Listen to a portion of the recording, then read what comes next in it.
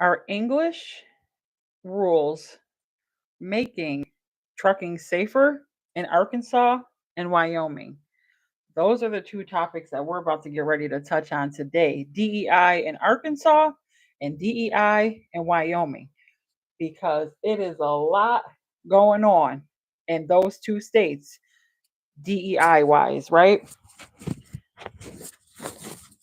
So, first of all, I hope you're enjoying your beautiful Sunday. That's first, because I'm blessed, always have been blessed, and I'm grateful that I get to be able to be here with all of you to share everything that's going on in trucking, government contracting, and more. All right, we're just gonna do an audio. All right, we're just gonna do an audio test, but all right, we're gonna touch on two topics. One, these topics um, are based in the state of Arkansas and based in the state of Wyoming. Okay, both states have a lot going on DEI wise, right? I guess we can all agree there. Those are the two states that got the rigmarole first, right? So in Arkansas, Act 604 and HB 1569, the Secure Roads and Safe Trucking Act. What happened? Okay, Arkansas confided in federal rules into state law with Act 604, effective April 2025. All right, so that put us in the standpoint in Arkansas where this is how the rules applied. All commercial drivers, okay, must converse in English with public officers, read highway signage, complete reports in English, respond in emergencies. Now, you guys seen the video where the man was a truck driver. He stopped at a way station in Arkansas. He was told to not only read, but write in English out loud and on paper. So, what happened was, if he could not do that, he would be fined $5,000. If he couldn't pay the $5,000 up front, what would happen would be he would have got arrested on site at the way station. Um, So enforcement it has expanded in Arkansas. Previously on highway patrol, any law enforcement agencies can enforce this. And some people were extremely frustrated. They were saying it was a scam. Once Arkansas put the Act 604 effective 2025 of April, it is now a law in Arkansas that it's enforced. It is not a scam. Act 604 in Arkansas is a federal rule that states converse in English with public officers, read highway signage in English, complete reports in English. So what this man, went through in Arkansas was very real.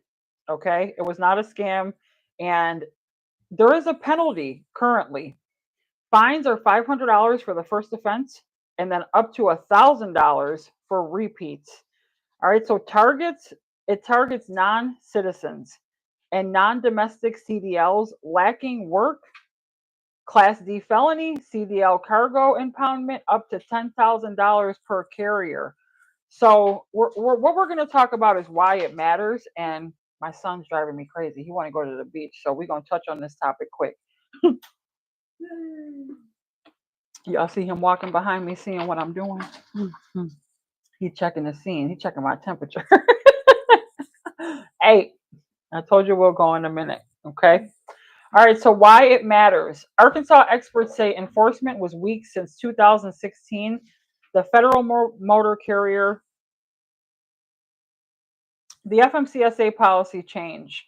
So Act 604 removes ambiguity and toughens scrutiny over foreign or non-English proficient drivers, speaking both safety advocates and labor right debates around wage competition, right?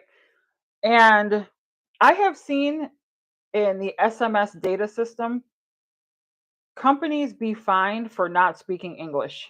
DOT's having a bad day, and I've seen it in multiple different states. DOT pulls them over on the side of the road, What happens is they ask for their license, ask for all their credentials.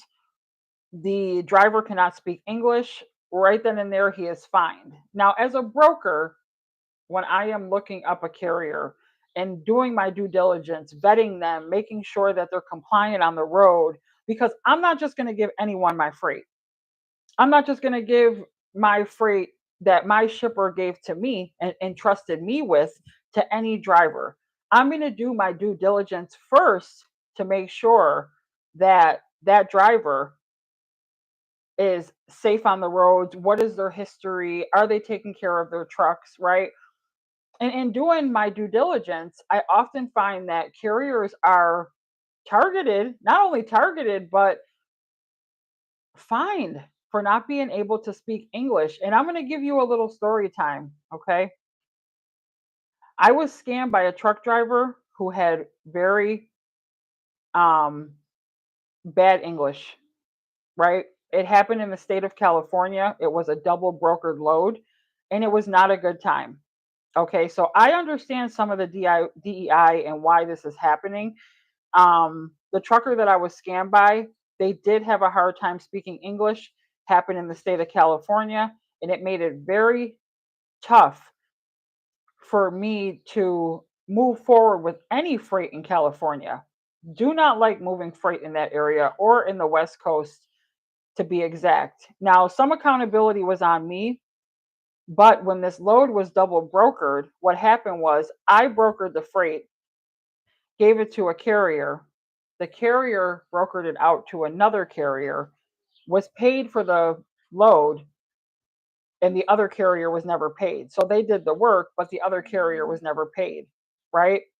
So that's what's going on in Arkansas. It's a hot topic out there. DEI, those rules are in place for a reason. Now, here's another hot topic is Wyoming. These are the two states we're going to speak on, okay? Wyoming has a law in place, Connor's Law and federal push for ELP enforcement. And here is why. Now, this one is deep. Okay, their situation, Wyoming's situation is deep. Okay, and feel free to comment on the topic, of DEI because right now it is a hot topic, and a lot of people do not want to touch on it. But I understand that in trucking, in government contracting, we have what you want, Debo. Yes, baby. 2:30. Okay, I got you. So they put a law in place called the Connors Law and federal push for ELP enforcement. But Harriet Hagman is pushing Connors Law named after a fatal crash allegedly involving a non English speaking driver.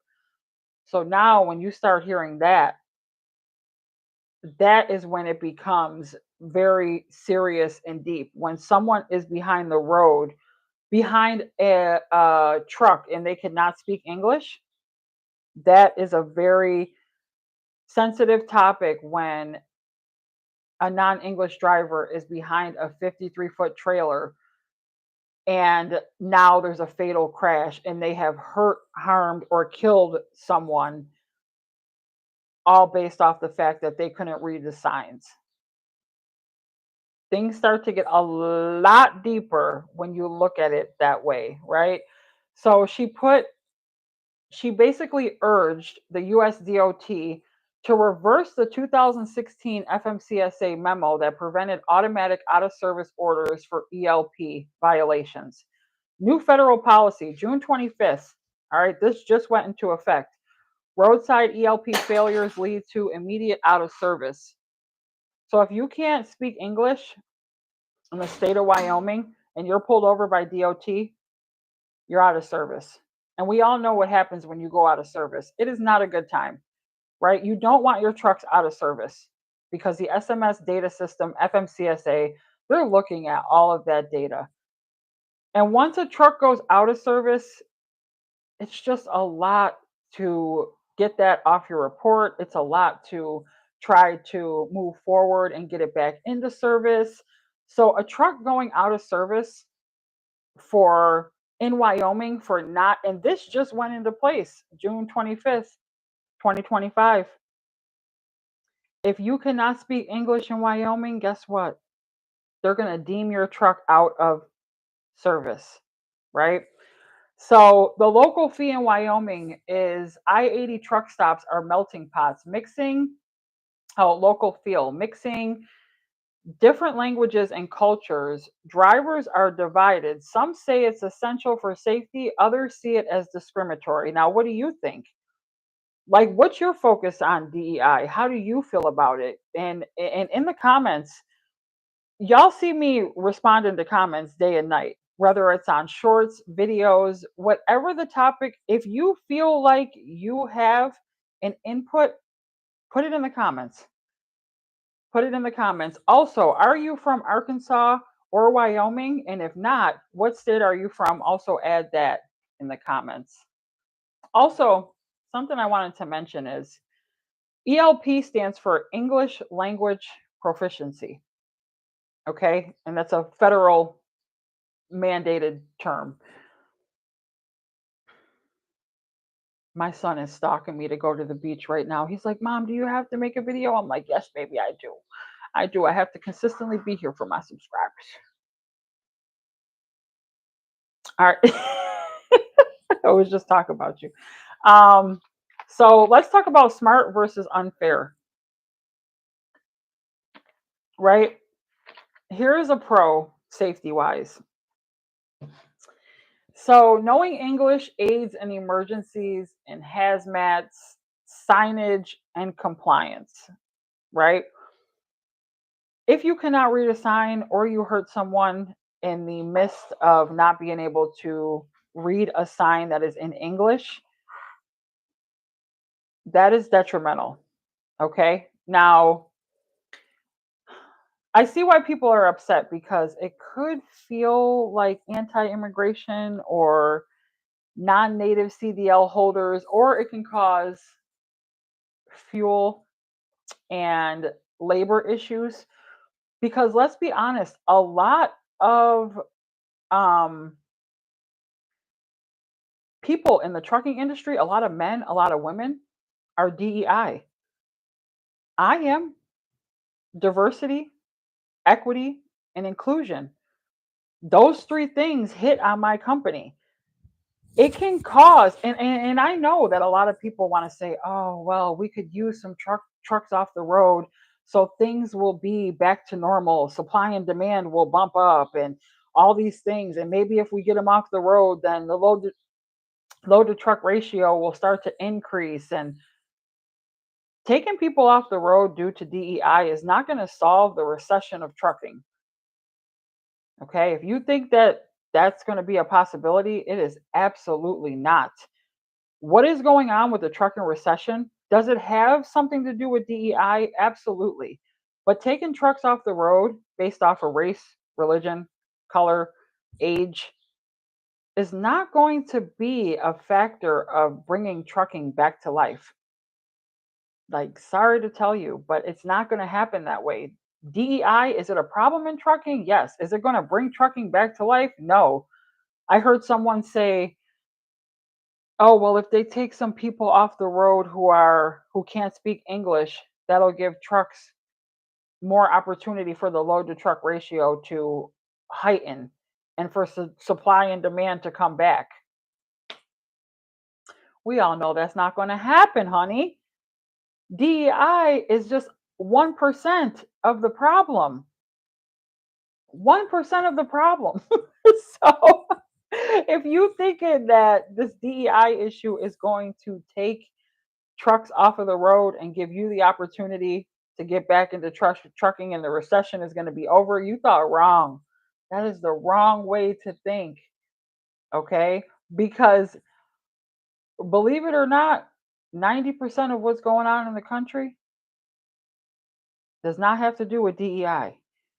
All right. And I'm not going to touch that topic because that's not my business. All right. We're going to focus on one topic at a time. Okay. All right. It's none of my business. So Arkansas and Wyoming, they're getting hit pretty hard with the DEI in trucking and transportation. And I'm 50-50. You know, I am borderline like I understand, and then I'm borderline like I just don't get it. All right. So I'm on both sides of the spectrum with the DEI topic, DEI conversation. So that's why you won't see me comment a lot when we do speak on it. So, should states tighten ELP rules to reduce accidents, or is this veal discrimination? That's one thing I want to know from all of you in the comments. And also, have you witnessed ELP stops or enforcements at truck stops? If you have, I would like for you to share your story. Reach out to me, put in the comments, come on the channel. I'm looking for people who want to talk about DEI and this ELP issue. If you want to voice your concern, I am open to interviewing you so that you can inspire, educate, or if you were in a situation where you don't know, or you were in a situation where you were pulled over and you were discriminated against for DEI, reach out to me.